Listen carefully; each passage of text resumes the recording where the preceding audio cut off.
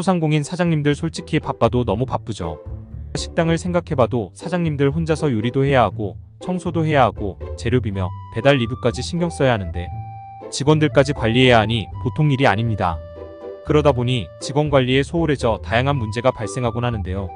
오늘은 소상공인 사업장에서 자주 발생하는 7가지 문제에 대하여 말씀드리겠습니다. 1. 근로계약서 미작성. 소상공인 사업장에서는 근로자를 채용하면서 근로계약서를 작성하지 않는 경우가 많습니다. 사장님들이 아니란 경우도 있지만 근로자가 작성을 거부하는 경우도 종종 있습니다. 만약 근로계약서를 작성하지 않을 경우 어떤 문제가 발생할까요? 다양한 문제로 이어질 수 있겠지만 가장 문제는 벌금입니다. 근로계약서 미작성, 미교부에 대한 벌금은 최대 500만 원입니다. 근로자가 작성을 거부한 경우라도 결국 근로계약서 미작성, 미교부에 대한 책임은 사업주에게 있으니 반드시 작성하시기 바랍니다. 자, 그럼 근로계약서만 제대로 작성하면 모두 괜찮을까요? 2. 가산임금 미지급. 근로계약서를 작성한다고 해서 모든 문제가 해결되는 것은 아닙니다. 작성을 하더라도 꼼꼼하게 작성하지 않을 경우에는 문제가 발생합니다. 대표적인 문제가 가산임금 미지급입니다.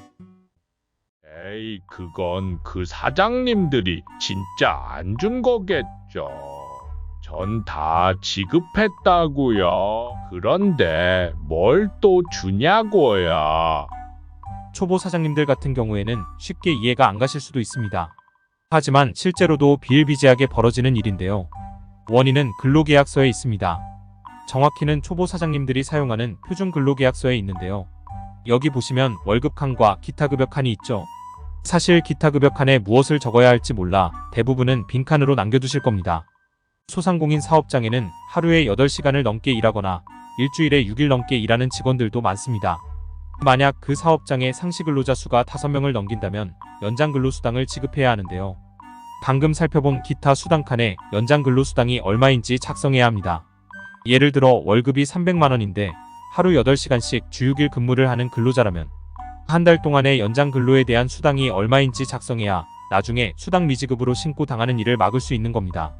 하지만 대부분은 월급 칸에 300만 원 전부 기재하고 넘어가죠.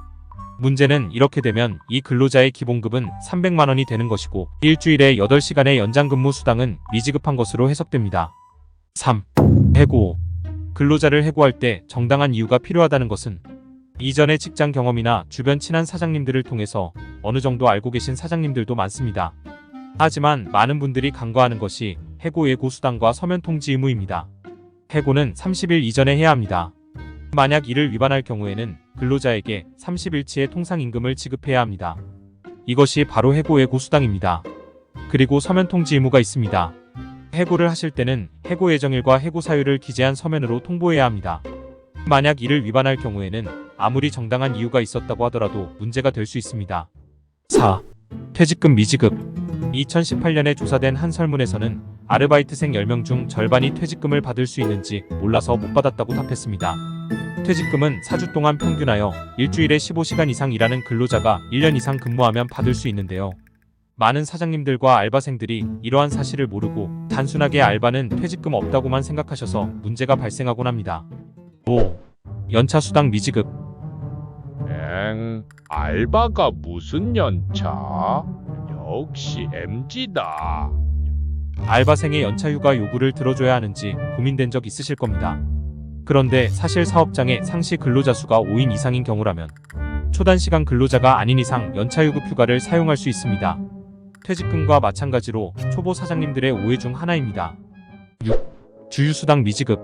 사실 요즘은 주휴수당에 대한 인식이 많이 확산되어서 당연히 지급해야 한다고 생각하시는 사장님들이 많아졌습니다. 하지만 여전히 많은 사장님들이 근로자와 합의를 거치면 주휴수당을 지급하지 않아도 된다고 믿고 있어 자주 문제가 되고 있습니다. 7. 사대보험 미가입. 소상공인 사장님들이 알바생을 뽑을 때 꼭 물어보시는 게 있습니다. 사대보험 가입하실 거예요? 사실 사장님들이 사대보험 가입을 꺼려한다는 것은 옛말입니다. 요즘은 오히려 근로자들이 사대보험 가입하기를 꺼려하고 있어요. 아무래도 젊은 알바생들은 사대보험 혜택도 잘 모르는데 월급에서 보험료를 공제당하는 것이 억울한 탓에 그런 것 같습니다. 하지만 사대보험 신고는 사업주의 의무이고 미가입으로 인한 문제가 발생할 경우에는 연체료나 과태료 같은 문제도 발생할 수 있으니 반드시 가입하는 것이 좋습니다. 오늘은 간단하게 소상공인 사업장에서 빈번하게 일어나는 7가지 문제에 대하여 알아봤습니다. 사실 소상공인 사업장은 다양한 근로 형태가 존재하기 때문에 다양한 문제가 발생할 수 있는데요. 앞으로 하나하나 살펴볼 예정이니 구독, 좋아요 눌러주시면 감사하겠습니다. 또한 도움이 필요한 사장님들에게는 무료 상담을 진행하고 있습니다. 필요하신 분들은 설명란의 링크로 접속하셔서 문의 남겨주시기 바랍니다. 감사합니다.